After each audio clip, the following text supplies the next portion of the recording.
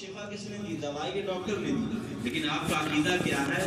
یہ دوائی اور ڈاکٹر کے دونوں ذریعہ ہیں. شفا دینے والی ذات صرف اللہ رب العالمین ہے.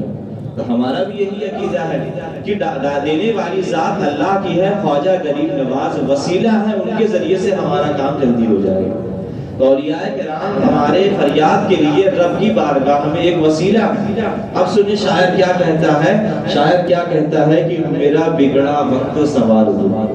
غریب نواز کی بارگاہ میں فریاد کرتے ہوئے کہتا ہے کہ میرا بگڑا وقت سنوار دو، میرے خواجہ مجھ کو نواز دو، تیری ایک نگاہ کی بات ہے میری زندگی کا سوال ہے.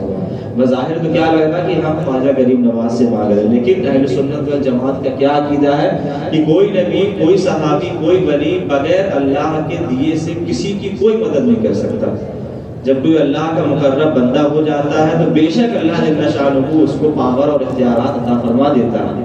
ہم ڈائریکٹ رب کی بارگاہ میں فریاد کریں تو ہو سکتا ہو ہماری فریاد رد ہو جائے، لیکن اللہ کے مقرب بندوں کے ذریعے سے ہم رب کی بارگاہ میں اپنی فریاد کو لگائیں گے تو امید ہے کہ اللہ جل شانہ ہماری فریادوں کو قبول فرمائے.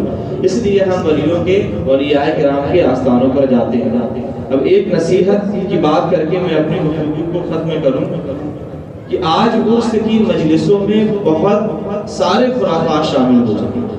جہاں بھی اکثر جگہ ہم نے دیکھا ہے، آپ لوگوں نے بھی دیکھا ہوگا کہ جہاں بھی اکثر جگہوں میں عرس کی محافل ہوتی ہیں تو اکثر جگہ کیا ہے، خرافات عرس کی محافل میں شامل ہو چکے ہیں. کوئی بھی سنی عالم دین خرافات کا تائید نہیں کرتا بلکہ انکار کرتا ہے.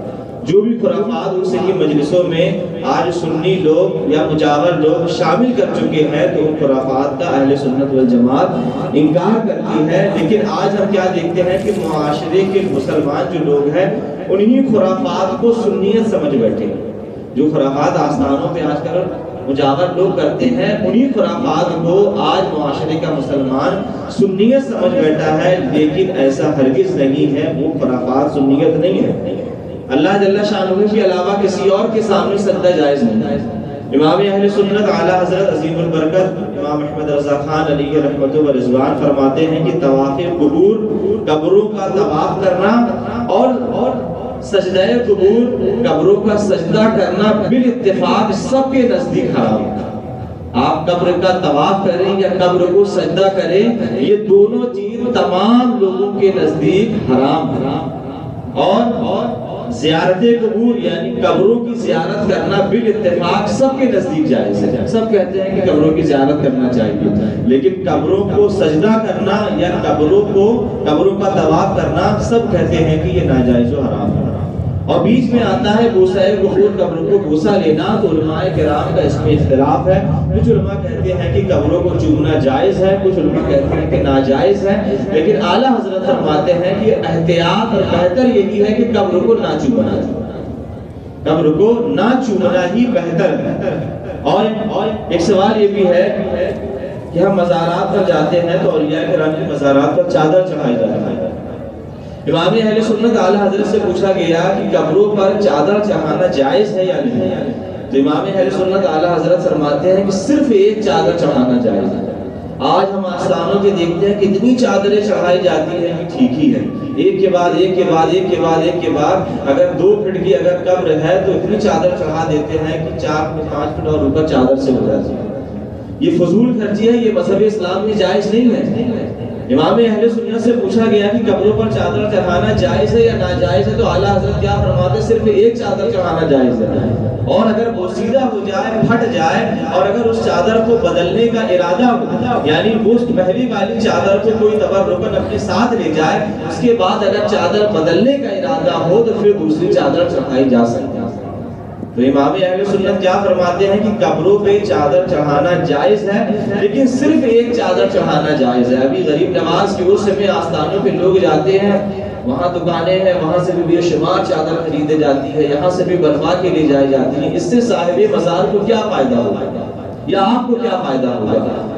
آپ 20,000 30,000 40,000 50,000 کی آپ چادر اچھی سے اچھی بنواتے ہیں اور وہاں پہ لے آ کے غریب نواز کے آستانے پہ چڑھاتے ہیں. اس سے صاحب مزار کو اور آپ کو کیا فائدہ؟ مذہب اسلام میں کوئی بھی کام ایسا نہیں ہے کہ جس سے کسی کو فائدہ نہ ہو. مذہب اسلام کا ہر کام حکمت سے بھرا ہوا ہے، اور جو مذہب اسلام میں کوئی نیا کام پیدا کرے کہ جس سے کسی کو کوئی فائدہ نہیں ہے تو وہ کام جائز نہیں ہوتا. تو آپ قبروں پر چادر چڑھاتے ہیں تو وہ چادر چڑھانے سے صاحب مزار کو بھی کوئی فائدہ نہیں ہے اور آپ کو بھی کوئی فائدہ نہیں. اور اعلیٰ حضرت فرماتے ہیں کہ اگر آپ کو چادر چڑھانے کا بہت زیادہ ہی دل کرتا ہے کہ میں چادر چڑھاؤں تو بہتر کیا ہے. اعلیٰ حضرت فرماتے ہیں کہ آپ اسی پیسے کی 2 جوڑے کپڑے خرید کر کسی غریب کو دے دو اور اس کا ثواب صاحب مزار کو. چادر چڑھانے کا اگر اتنا ہی آپ کا دل کرتا ہے تو 2 جوڑے یا 1 جوڑا کپڑا خریدو، کسی غریب کو کسی مسکین کو دے دو اور اس کے بدلے میں جو آپ کو اجر و ثواب ملے وہ صاحب مزار کو دے دو. یہ زیادہ بہتر ہے، یہ وہ زیادہ بہتر ہے. صاحب مزار بھی آپ کو یہ حکم دے رہے ہیں کہ میرے اوپر چادر چڑھانے سے کیا فائدہ ملے گا، جس کو ضرورت ہے اس کو دو. تو اعلیٰ حضرت کیا فرماتے ہیں کہ صرف ایک چادر چڑھانا جائز ہے. اگر وہ سیدھا ہو جائے، پھٹ جائے، بدلنے کا ارادہ ہو تو پھر دوسری چادر چڑھائی جا سکتی ہے. لیکن اگر بہت زیادہ چادر چڑھانے کا آپ کا دل کرے تو اسی پیسے سے کسی غریب کو جو ہے کوئی بھی چیز، کھانے پینے کی چیز یا کپڑا خرید کر دے دو اور اس پہ جو آپ کو اجر اور ثواب ملے وہ صاحب مزار کو دے دو. لیکن آج سنی مسلمان نہیں مانتا، چادر چڑھانے کو ہی سنی ہے سمجھتا. جب تک چادر نہیں چڑھے گی صاحب مزار میں حاضری نہیں لگے گی. چادر ایک آدمی پیش کرنے آتا ہے، ہاتھ پہ ہاتھ آدمی لگاتا ہے اور صاحب مزار کی تعظیم بھی بھول جاتا ہے. صاحب مزار کی تعظیم بھی بھول جاتا ہے صرف چادر چڑھانے کے لیے. ہاں، اولیاء کرام کے آستانوں پر یا مزار پر، کسی کے بھی مزار پر آپ پھول ڈالیں، یہ قرآن و حدیث پاک سے ثابت ہے. ایک مرتبہ آقا کریم علیہ السلام کھچر پر سوار تھے اور 2 قبروں کے پاس سے آپ کا گزر ہوا. تو جب ان قبروں کے پاس سے آپ کا گزر ہوا تو جس کھچر پہ آپ سوار تھے وہ کھچر بدک گیا. جب کوئی انہونی چیز آدمی دیکھ لیتا ہے، عجیب سی کیفیت والی چیز دیکھتا ہے تو آدمی گھبرا جاتا ہے، بدک جاتا ہے. تو آقا کریم علیہ السلام جس کھچر پہ آپ بیٹھے ہوئے تھے وہ کھچر بدک گیا. تو آپ نے لوگوں کو بتایا، صحابہ کرام سے کہا کہ تم لوگوں کو معلوم ہے کہ یہ کھچر کیوں بدکا؟ رسول اللہ نے عرض کیا کہ اس وجہ سے یہ کھچر بدکا ہے کہ یہاں پہ جو 2 قبریں ہیں ان دونوں پر عذاب ہو رہا ہے، قبر کے اندر عذاب ہو رہا ہے. حضور اکرم صلی اللہ علیہ وآلہ وسلم کھچر پر بیٹھے ہوئے ہیں، کھچر زمین کے اوپر ہے، عذاب قبر کے اندر ہو رہا ہے. لیکن کھچر بدک گیا تو معلوم ہوا کہ رسول اللہ جس کھچر پر بیٹھ جائے اللہ جل شانہ اس کھچر کو بھی غیب کی نظر عطا فرما دیتا ہے. قبر کے اندر عذاب ہو رہا ہے، اب قبر کے اوپر کھچر بدک گیا. تو اس کے بعد آقا کریم علیہ السلام فرماتے ہیں کہ 2 قبروں پر عذاب ہو رہا ہے. اور اس کی وجہ کیا ہے؟ اس کی وجہ یہ ہے کہ ایک تو اس لیے عذاب ہو رہا ہے کیونکہ وہ پیشاب کے چھینٹوں سے نہیں بچتا، اور دوسرے پر اس لیے عذاب ہو رہا ہے کیونکہ وہ غیبت کرتا ہے.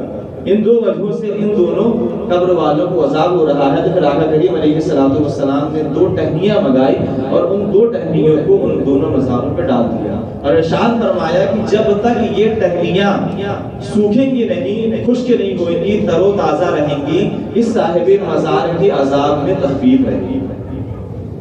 ہم قبر پر اگر پھول ڈالیں گے جب تک وہ پھول تر و تازہ رہے گا تو وہ تسبیح کرتا رہتا ہے. وہ جو پھول ہے وہ بھی رب کی بارگاہ میں تسبیح کرتے ہیں. اللہ کے تمام مخلوق اللہ کی تسبیح حمد و ثنا بیان کرتی ہے. جب آپ قبر پر پھول ڈالیں گے تو جب تک وہ پھول تر و تازہ رہے گا صاحب مزار کے عذاب میں تخفیف ہوتی رہے گی. تو قبر پر پھول ڈالیں جس سے صاحب مزار کے عذاب میں تخفیف ہو، لیکن اتنا زیادہ بھی نہ ڈالیں اس سے فضول خرچی ہو. تو قبر پہ چادر آپ غریب نواز کے آستانے پر جائیں، لیکن حاضری کے جو آداب ہیں ان طریقوں پر جائیں. ابھی لوگ جا رہے ہیں، یہ بھی ہوگا کہ جو چیزیں فرض ہیں فرائض ہیں ان کو بھول جاتے ہیں. چادر لے کے جا رہے ہیں، نماز کا وقت آ رہا جا رہا کوئی بات، بندے کو راضی کرنے کے لیے رب کو ناراض کر دیا جاتا ہے. آپ رب کو راضی کر لو، بندے تو ایسے ہی راضی ہو جائیں گے. تو بندوں کو لوگوں کو راضی کرنے کے لیے اپنے رب کو نافرمانی مت کرو، اپنے رب کو ناراض مت کرو. چادر چڑھانا مستحب ہے، جائز ہے، کوئی فرض واجب نہیں ہے، لیکن 5 وقتہ نماز آپ کے اوپر فرض ہے. جہاں بھی نماز کا وقت ہو، آپ جس کے آستانے پہ چادر لے کے جا رہے ہیں ان کی کیا تعلیم ہے؟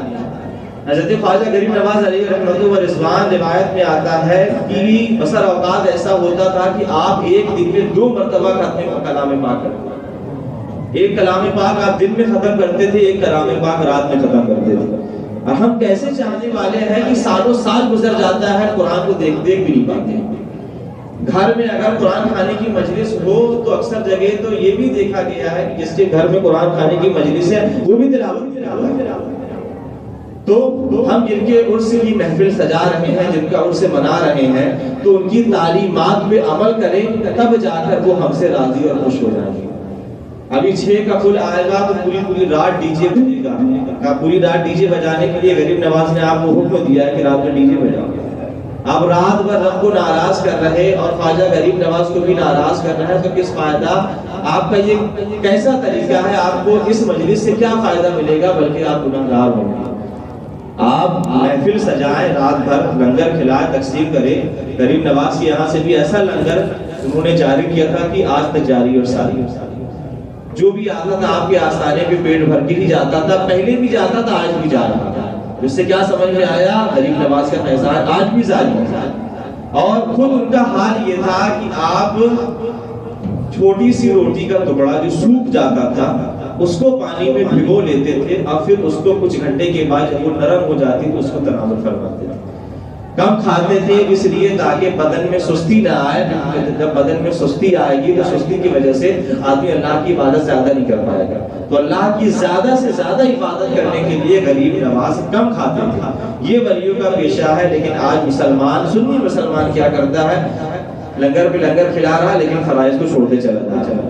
تو ہماری کیا ذمہ داری ہے کہ سب سے پہلے اللہ جل شانہ نے ہمارے اوپر جو تمام چیزوں کو فرض کیا ہے، پہلے ہم ان کو ادا کریں، پھر اس کے بعد جو مستحبات ہیں ان چیزوں کو ادا کریں۔ میں یہ نہیں کہتا کہ عرس کی مجلس نہیں سجانا چاہیے، 6 کا کل 9 کا کل نہیں منانا چاہیے، بالکل آپ منائیے، جائز مستحسن ثواب کا کام ہے، لیکن اس کو کرتے کرتے فرائض کو نہ بھول جائیں، فرائض کو نہ چھوڑیں۔ تو ہم رب کی بارگاہ میں دعا کرتے ہیں کہ اللہ جل شانہ ہم نے جو سنا ہے اس پر عمل کرنے کی توفیق عطا فرمائے، اور غریب نواز کا عرس شریعت کے مطابق سے منانے کی توفیق عطا فرمائے۔ 5 وقتہ نمازوں کو ان کے وقتوں میں باجماعت ادا کرنے کی توفیق عطا فرمائے۔ استغفر اللہ رب من کل ذنب و اتوب الیہ۔